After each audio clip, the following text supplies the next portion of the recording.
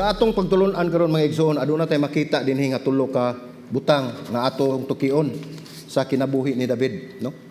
Ang una ani mao ang pagkasubirano sa Dios, ang sovereignty sa Ginoo. So, ang ikaduha ani ang panlantaw sa Dios, o ikatulo ang grasya sa Dios. So atong tanawon ang una mga igsoon ang pagkasubirano sa Dios, no? Ang pagkasubirano sa Dios. Ato nang makita ang pagkasubirano sa Dios, atong basahon ang Salmo 135 versikulo 6 ug 7. Gaingon dinhi atong makita, bisan unsa ang gikahimutan sa Ginoo iyang gibuhat didto sa langit ug dinhi sa yuta, diha sa kadagatan ug sa tanan sa kahiladman, siya ang nagpasaka sa mga panganod gikan sa mga kinatumyan sa yuta, ang nagbuhat sa mga kilat alang sa ulan ug nagpagula sa hangin gikan sa iyang balay tipiganan. So anto makita Ginoo ang Ginoo dinha nga siya gyud ang naghimo sa tanan. Mao ni ang sovereignty sa Ginoo, ang soberano sa Dios, pagkasoberano niya nga siya gyud labaw sa tanan, siya ang gamhanan ug siya usab ang naghimo ug nagbugna sa tanan. So sa ato pa siya sad ang tag-iya sa tanan. So mao ni ang una natong pagatukion mga igsoon, no? So makita nato dinhi nga ang Ginoo gayon nagpadayon gyud sa pagpanglihok sa kinabuhi sa tao. Ato sa makita dinhi nga nagpasabot kini nga ang pagkasubirano sa Dios nagpasabot nga hingpit gayud ang katungod sa pagbuhat sa tanang butang sumala sa iyang kahimuot. Siya maghimo sa iyang gusto, siya maghimo sa mga butang nga iyang kahimutan. Wala gayoy makapugong kaniya tungod kay siya man ang tagiya sa tanan. Mao nay atong makita. Apan luyon niya na sa pagka-sovereignty sa Ginoo, atong makita dinhi nga ang tao aduna gihapoy kahadlok. Ang tao nalisang apan kini gitagbo sa Dios. Di nato kalikayan.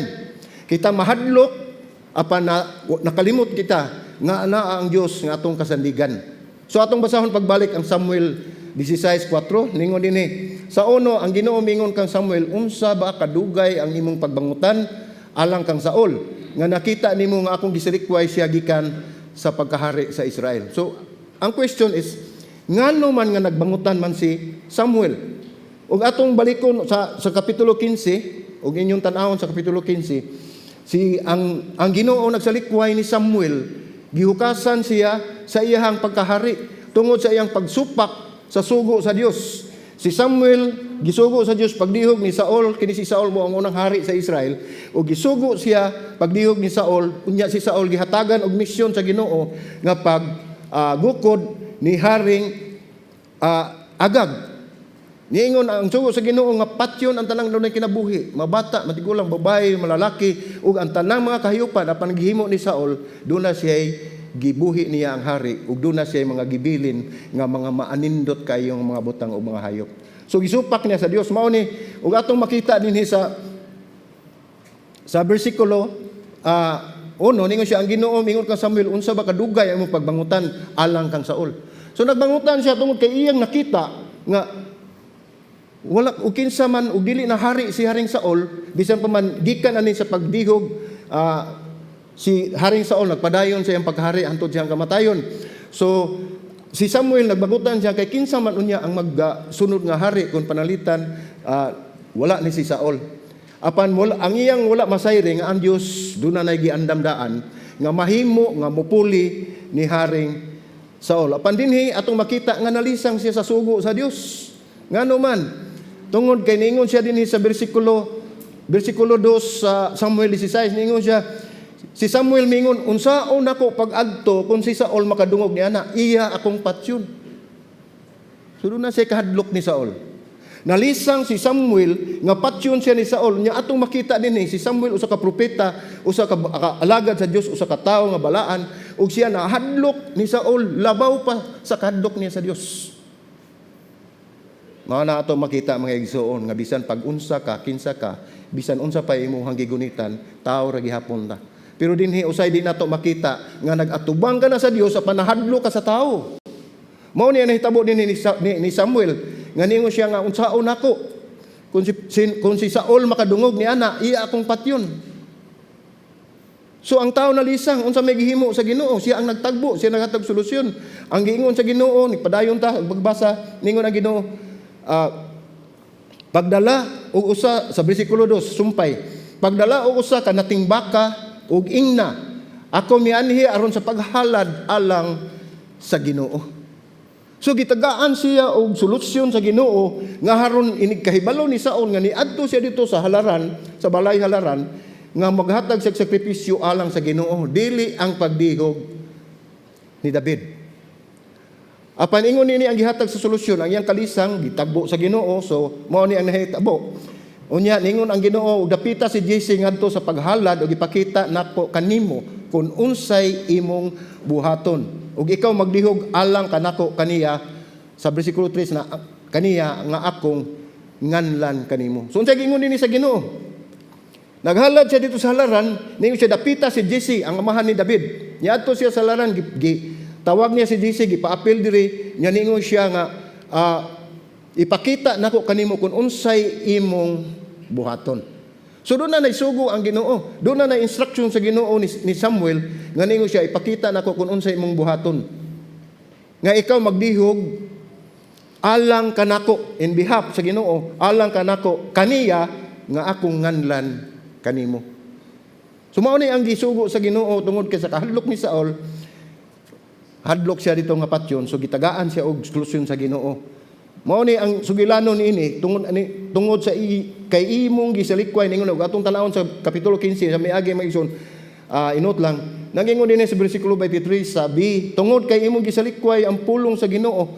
Si Saul nag-ingon ngadto kang Saul, si Samuel nag-ingon ngadto kang Saul, ningon siya tungod kay imong gisalikway ang pulong sa Ginoo, siya usab magkasalikway kanimo sa imong pagkahari. So mao ni gi-rebuke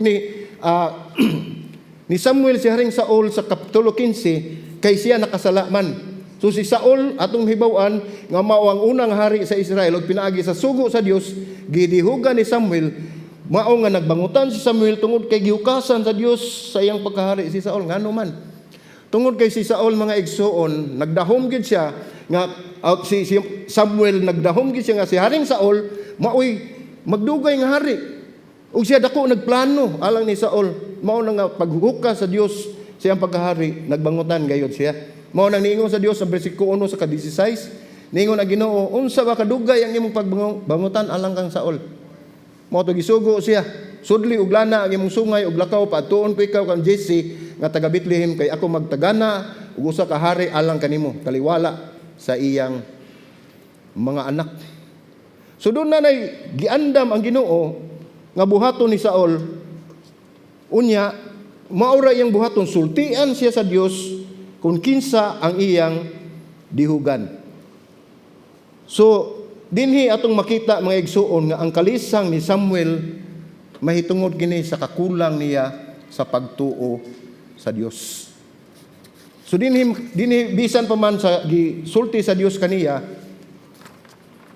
ang iyang kalisang gitagbo sa Dios. So ang Dios naghatag og paagi ni Samuel aron dili siya patyon ni Saul. Mao to ang solusyon. Kay naglabaw na ni aning higayuna ang kadlok ni Samuel kumpara niya ni Saul. So unsa may aplikasyon na ni mga igsoon?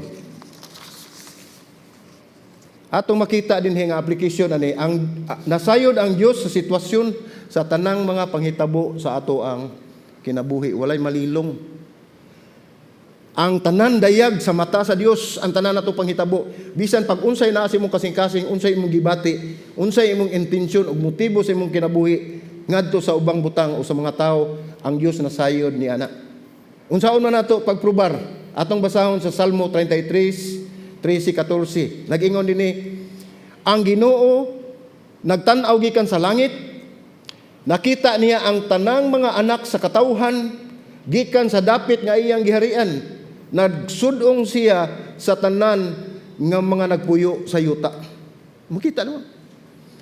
Dito siya sa iyang gingharian, nagsudong siya sa tanan nga nagpuyo sa yuta. So wala masayri sa Ginoo. Unsay gisulti sa Mateo 6:31. Sorry. Unsay gisulti sa Mateo 6:31-33, nag-ingon dinhi. Busa ayaw kamo kabalaka nga mag-ingon unsay among kaunon, o unsay among imnon, o unsay among ibisti. Sa 32 nag-ingon, kaya mga hintil excuse me. Sorry. Ang mga hintil nagtinguha nining tanan ug ang inyong langitong Ama nasayon na nga kamo na kinahanglan nining tanan apan mao'y unahan ninyo pagpangita ang unsa? Unahan niyo pagpangita ang gingharian sa Dios ug ang iyang pagamatarong o kining tanan igadugang kaninyo. Mao ra gipangayo sa Ginoo. Ang atong kahadlok naara gyud na nato. Kung mututok ta sa Dios, bisan pa si Samuel nadlok sa Dios tungod kay nagkulang siya sa iyang pagtuo. So ang ikaduha nini ang panlantaw sa Dios. Ang panglantaw sa Dios diin nahitabo ang pagpili sa tao. Ang tao ang magpili, kita ang nipili. Nahibalo gyud ang Dios nga sayop ang atong pagpili pero siya ang nagpahiuyon.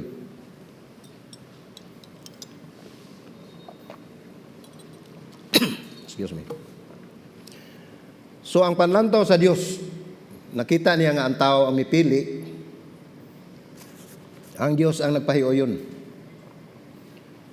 Sa Samuel, basahon na to sa Samuel 16:4, ningon din si Samuel mibuhat sumala sa gisugo sa Ginoo.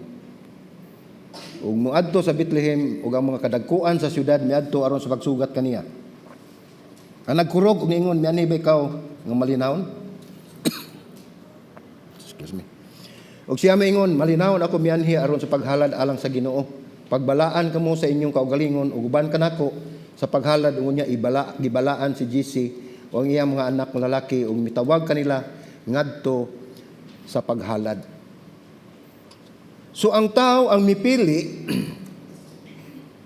atong makita dinhi nga pag-abot sa bersikulo 6 sa pag-abot niya si Samuel mitutok siya ni Eliab. Si Eliab mao ni ang kamagwangan nga anak ni Jesse. So mitutok siya ni Eliab, umingon siya sa pagkatinuod ang dinihugan sa Ginoo, bersikulo 6, sa pagkatinuod ang dinihugan sa Ginoo ana atubangan kaniya. Iyang gitan-aw si Eliab. So pagtan-aw niya ang Eliab, taas tao, ambungan, maskulado, kay kini mga sundalo man ni siya ni Saul. So ingon din siya, kini mao ni ang padihugan sa Dios.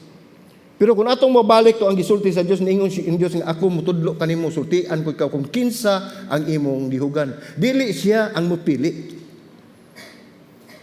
Ang Dios ang mupili. So mao niingon sa bersikulo 7, niingon apan ang Ginoo miingon kay Samuel, ayaw pagtan-aw sa iyang naong o sa gitas-on sa iyang barog. Tungod kay ako nagsalikway kaniya.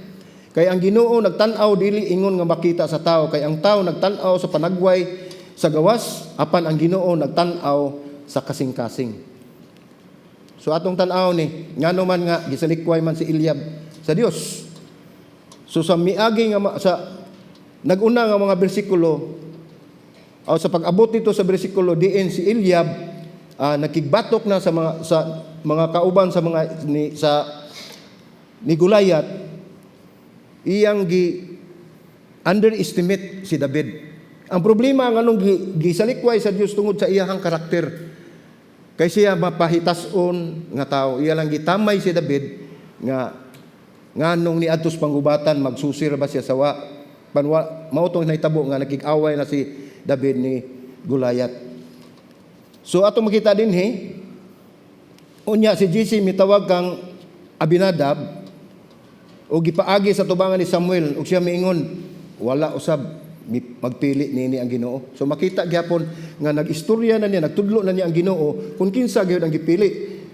Unya gipaagi ni Jesse si Sama ug siya giingon wala usab magpili ni ang Ginoo. O gipaagi ni Jesse ang pito niya ka anak nga lalaki at tubangan ni Samuel ug si Samuel miingon ka Jesse ang Ginoo wala magpili nini. So kita mga igsoon, o kita gani mo pili, tan-awon gyud nato ang pinakanindot, no? Example lang, imagine lang nato, nayo sa kakahon, gift nga nindot kay pagkaputos. Unya naay usa ka kahon sad nga gisudlag bulsita, no? Imagine lang nato kay wala ko kadag props, no? Dunay duha ka kahon, ang usa giribunan, ang usa giputos lag bulsita. So moingon mo, o sige kuhaan ninyo asa man inyong gusto ana. Of course, di ba? Ato na ribbon. Wagi mo kuha atong gisudlag bulsita. No? Pero inig ukab nila sa naay ribbon, Yawi sa auto. Perting ninduta, di ba? Karon, pag-ukab niya sa usa nga nikuha sa atong bulsita, pagtan-aw nila, registration sa auto ang yawi anaa sa usa. Ang nakapangalan ang nagkuha nining maong bulsita. Di ba? So unsa man yang himo? Wala hatag lang sa tuning yawi. Kay di man niyangan.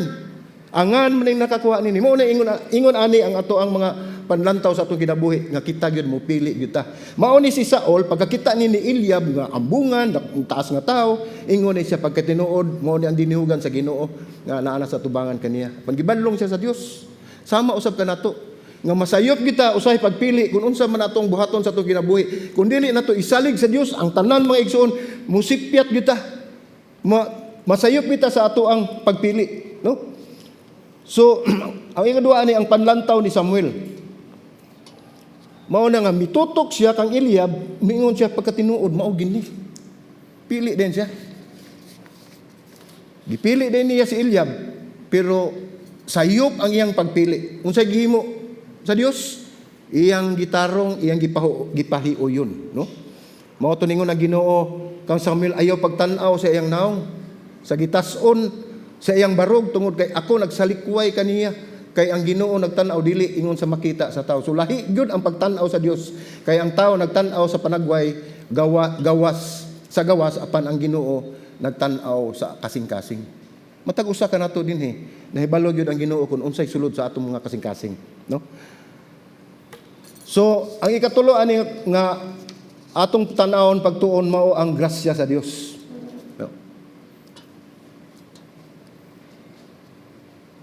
Ang usab pa ni Maison ang kausaban sa panglantaw. Mao ni si Samuel sa dihang gitudluan siya sa Dios. Sa bersikulo 13 ingon siya, unya si Samuel mikuha sa sungay ug gisudlan talan na og gidihugan siya. Diha atubangan siya mga igsuon ug ang espiritu sa Ginoo mikunsan nga puno sa gahom ibabaw ni David. So kaniadtong adlaw ug si Samuel mitindog ug miadto sa Rama. So nakalit og kabag-o ang iyahang panlantaw. Tungod kay gitudluan siya sa Dios, gibadlong siya sa Dios nga ayaw na sunda ang imong nakita kundili unsa akong giingon nimo nga idihugi kana mao na ang akong padihugan nimo. So dunay kausaban sa panglantaw ni Samuel. So atong makita dinhi mga igsuon sa aplikasyon ani mga igsuon nga ang pananaw sa Dios lahi gayud sa pananaw sa tao. Lahi atong makita, lahi usab ang makita sa Dios. Mao gyud ang eksakto. Ato na tan-awon sa Isaiah 55 bersikulo 8 ngadto sa 9. Ningon dinhi, kaya nga akong huna-huna dili mao ang inyong mga huna-huna. Ug ang inyong mga pamaagi dili akong mga pamaagi. Nag-ingon ang Ginoo. Kay ingon nga ang kalangitan habog kaysa yuta, mausab ang akong pamaagi habog kaysa inyong mga pamaagi.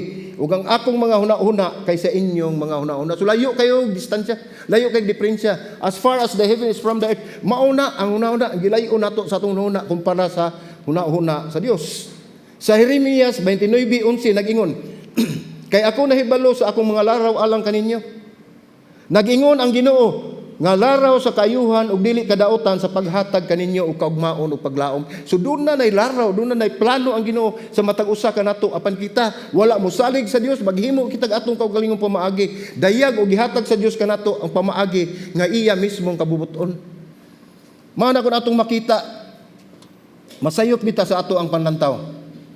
Kitay mo pili apan grasya sa Ginoo nga iya gayon ang ipahiuyon bisag sayo pang atong pagpili. Iyang ipahumutang sa maayo sa eksakto nga lugar. So ang ikatulo nga igsoon ang grasya sa Dios. So sa grasya sa Dios magbuhat usab ang tao nga magtan-aw ta sa usa ka butang nga atong ibaliwala. Dili lang butang mismo ang atong mga kaigsuonan atong ibaliwala tungod kay nakakita ta sa estado sa iyang kinabuhi. No? Apan hinumdumi. Ang gibaliwala sa tao adunay bili sa Dios. Adunay bili sa Dios. Mao ni kun atong basahon ang Samuel 11:3 ningon si Samuel mingon kang GC aniya ba dinhi ang tanan nimong mga anak ug siya mingon aduna pay nahabilin nga kamanghuran nga atoa siya nagbantay sa mga karnero. So ato hunong sa taga-Dios dia. Nganong niingon man ngano man naa man nakahinumdom man siya nga naa di ay pinhabilin na nagbantay sa karnero. Ug wala pa mo pahinumdom si Samuel, wa pa mingon Samuel, napa ba kay laing anak? Wala di sa kinumdom nga si David ang kamanghuran kay balo ba mo sa culture sa una? Ang kinamagwangan double portion ang makuha niya sa mga panalangin o sa mga ilang masunod. Double portion. No? Pananglitan sa family picture. Ug mutan-aw ka sa bungbong sa mga bahay sa una, na ay 100 kabok picture sa kamagwangan. Naa siya diha. Ug tan-aw nimo another picture, 50 ra gyud na sa sunod nga igsoon. Labaw gyud ang maguwang. Unya, ang kamanghuran, kung ikaw ang kamanghuran, usara gyud imong picture pag graduate nimo. Pero sa maguwang patindaghan na. Ingon niya na ang kultura nila nga palabon gid nila ang ilang kamagwangan. So mao ni nga nahitabuan ni nga nakalimot gani si JC nga naa di siya anak. Unya ang kamanghuran sa una mga igsuon mo ay patrabahoon sa mga trabaho nga ubos kaayo. Kay balo ba mo nga ka ng pagbantay sa karnero mo kinaubsan nga trabaho sa una. Pag-enjoy ka na ni David. Tungod kay siya kamanghuran, gi-assign siya dito, no? Gi-assign siya dito. Mao na nga gibaliwala sa tao bisan pa gani iyang anak gibaliwala niya pero diha luyo sa iyang pagbaliwala adunay bili sa Dios. So atong padayonon ningon dinhi balik ko na to si Samuel mingon kang JC ani pa ba dinhi sa tanan nimong mga anak ug siya mingon aduna pay nabilin nga kamanghuran nga tuwa sa nagbantay sa karnero ug si Samuel mingon kang JC pasugui ipakuha siya kay dili kita manglingkod hangtod nga moabot dinhi. Dili sila palingkuron di moabot si David. Ingon anak kabililhon, no? Magbarog sila hantod dili moabot nga layo ra ba to murag ang biyahe siguro gikabugo pa dong ari. So magtindog sila hantod dili moabot si hindi joke lang. Wa ana di moabot si David dili sila dili magsugod og halad. So ingon ni ana ka importante sa Dios ang gibaliwala sa tao. Ningon din iyang gipasuguan o gidala siya sa sulod. So niabot na si David, ang iyang hitsura pulahon siya og naong og nindot ang iyang mga mata ug ambungan. Ug ang Ginoo mingon tindog dihugi siya kay mao kini siya, no? Mao na ni gitudlo. Pulahon siya og naong ug nindot ang iyang mga mata. Ug sa ubang nga transition buwagaw ni siya og buhok. Kinsa bay di mo buwagaw og buhok nga nagsigag buwat sa adlaw nagbantay kas karnero? No? Init kaayo pero gibaliwa na niya kay kamanghuran siya mo may iyang papel, mo may iyang unsay nga ni trabaho. Unya si Samuel mikuha og sa sungay, gisudlan sa lana og giduhugan siya diha atubangan siya mga igsuon. Man ninyo, gidihugan siya diha atubangan siya mga igsuon ug ang espiritu sa Ginoo mikunsad nga puno sa gahom ibabaw ni David. So kani atong adlaw og si Samuel mitindog miadto sa Rama. So kini atong tan-aw din mga igsuon mikuha si Samuel og sa sungay tong gisudlan sa lana unya iyang gidihog ni David. Kisa may naa din hinagatubang anaa si Jesse iyang amahan ug ang pito niya ka igsuon. So mangutan ako nahibalo ba ang mga igsuon niya kung unsay gipasabot atong pagdihog? Ubisan si David nahibalo ba? Siguro kung atong tan-awon sa musunod nga mga kapitulo nga niingon si David ayaw hilabti ang dinihugan sa Dios. Do not touch God's anointed. So nakibalo dai siya. Nakibalo sila unsa tong seremonyas. O bisan pa ang mga igsuon nakibalo siya kung unsa ang seremonyas. Gipasabot nila nahibaw na sila na seremonyas kato nga mahimo siyang hari. So ata kibaw unsa gibati sa mga maguwang, no? Apan ang nahitabo ni mga igsuon pag humanog dihog ni David, wa ni siya moadto dito sa jewelry store nga mupalit siya kay baw man siya nga himo siyang hari. Wa siya moadto dito nga kani nindot ning kakrona ako ni himon kay ako ni hari. Wala. Wa siya mopalit og mga unsang mga alahas dinang ibidandayan siya kagalingon kay siya gidihugan nga mahimong hari apan unsay gihimo ni David? Ni balik dito pagbantay sa mga karnero.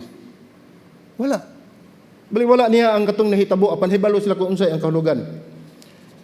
So mao ni ato makita dinhi ang pagbaliwala ni Jesse, no? Si Samuel mingon kang Jesse, aniya ba dinhi ang tanan nimo mga anak? Ug siya mingon, aduna pay nabilin. So tan-aw na to Panginoon sa ako nang giingon, nga ugwa pa day magpahinumdum si Samuel, kalimtan na niya si David. Ang iya ra gitan-aw akaturang pito niya ka mga anak. So ato makita dinhi nga ang paglantaw gayud sa tao, sayop gayud lahi gud ang paglantaw sa tao diha sa Dios. Tungod kay ang wala mailhi o gibaliwala sa tao, mao ang giila sa Dios. Giila sa Dios ang tao nga gibaliwala sa iyang isikataw. Mao ni atong makita dinhi sa pagtulun-an mga igsoon nga sa pag-ingon ni Samuel nga anaa pa bay lain, ningon siya anaa ang kamanghuran. So dinhi atong makita sad nga bisan pa sa atong kinabuhi, bisan unsa ang atong baruganan, bisag unsa ang ato ang estado, hinumdumi nga kung gibaliwala ka sa imong mga kaigsuonan, kung gibaliwala ka sa katilingban, hinumdumi nga ikaw bililhon. Bililhon kamong matag usa sa Dios. Bililhon ang matag usa sa mata sa Dios tungod kay kita gihigugma sa Dios, mga igsoon. Gitagaan kitag bili sa Dios tungod kay gimugna kita niya susama sa iyang hulagway. Mao na nga dili gyud ta malisang mga igsoon kun moabot man gani ang mga katalagman ug uban pang mga kalisod sa atong kinabuhi. Tungod kay nasayod kita nga ang Dios kanunay magauban kanato. So unsa may aplikasyon ini atong tanawon?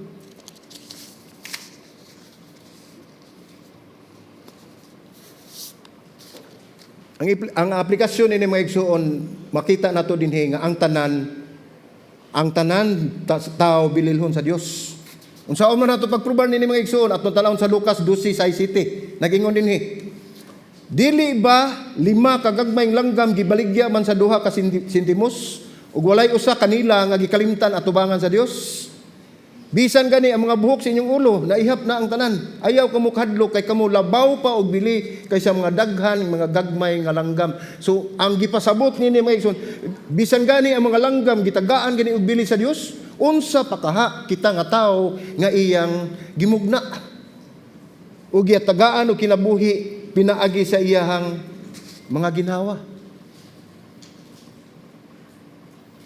So ang konklusyon niya na, unsa man ang imong pagkatao, kabus ka man o adunahan, unsa man ang imong estado sa pag-eskwela, nakahuman ka man o wala sa pagtuon, aduna ka may diferensya, aduna kay kapansanan, mapastor ka man o ordinaryo kang magsisimba o ordinaryo ka diri nga churchgoer, bisag unsa pa ang estado nimo mga igsoon hinumdumi.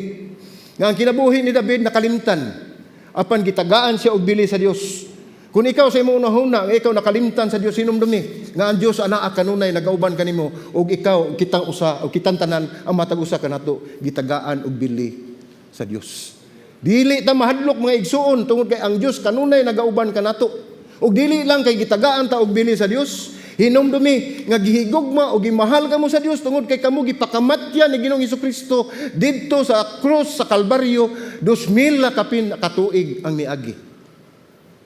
Kung wala pa'y pagmahal, ug wala pa kamo taga-igbili, ug wala pa kita taga-igbili sa Dios, ug wala pa kita higugmaa sa Dios, dili na kinahanglan mamatay pa si Ginoong Hesukristo. Gipasagdan ta niya nga kitang tanan mga laglag ug wa na kataunta karong panahon na. Apan tungod kay gimahal kita sa Dios, gigugma kita sa Dios, iyang gibuhis, giula niya ang iyahang kaugalingong dugo, ang hamiling dugo alang sa kapasayloan sa atong mga sala aron mahibalik kita ngadto sa Dios nga Amahan. Tungod kay ang Dios Amahan gingilaran na sa kalibutan sa mga katawan nga gusto na niyang laglagon, panon sa iyang gihimo, giduphan kita ni Ginoong Hesukristo ang matag usa kanato, giula sa iyang kaugalingong dugo aron mahibalik kita ngadto sa Amahan ug atong maangkon ang kaluwasan ug kinabuhing dayon pinaagi sa iyang kamatayon. Ang sugilanon ni David, ang sugilanon sa tanang katawhan ug kanato bisan karon mga igsoon, walay kalainan. Tungod kay kitang tanan sa mata sa Dios susama ra. Walay labaw kanato sa mata sa Dios kay tungod kitang tanan gigugma o gimahal sa Dios. Busa atong hinumduman nga sa panahon sa kalisdanan, sa panahon sa kalisod, sa problema, ug unsa may naa nimong kahimtang mga balatian uban pa, sa kasakit kay dunay mga mahal sa kinabuhi nga matiliwan, inumdumi mga igsoon nga wala gayoy nalilong sa mata sa Dios ang tanan nakita niya ug nahibalo na siya kung unsay iyang katuyuan, nahibalo na siya kung unsay solusyon ug nahibalo na siya kung asa ta padulong. Unsay atong kapaingnan. Mao na hinumdumi.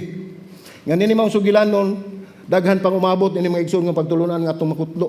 Ug atong tan-awon nga ang kinabuhi ni David ug ang atong kinabuhi susama ra ug ang kinabuhi ni David sa una nahumana apan ang iyang kinabuhi nagpadayon sa mga atong kinabuhi nga atong masayran kung unsa gayud ang iyang pagkatao ug sama usab kanato ug madamlag kung kita magpabilin matinud-anon sa Dios ang ato sa mga kinabuhi mahimo na unya nga idolo sa uban mga katawhan labi na gyud sa mga tao nga wala pa makaila sa Ginoo mao kinabuhi nato atong gamiton samtang magamit pa kita sa Dios o ginaot unta nga makakutlo mo mga pagtulun-an ni mga igsoon dili lamang sa kinabuhi ni David apan sa matag usa kaninyo nga gimahal kamo sa Dios hinumdumi bililhon ang matag kinabuhi sa tao sa Dios. Amen.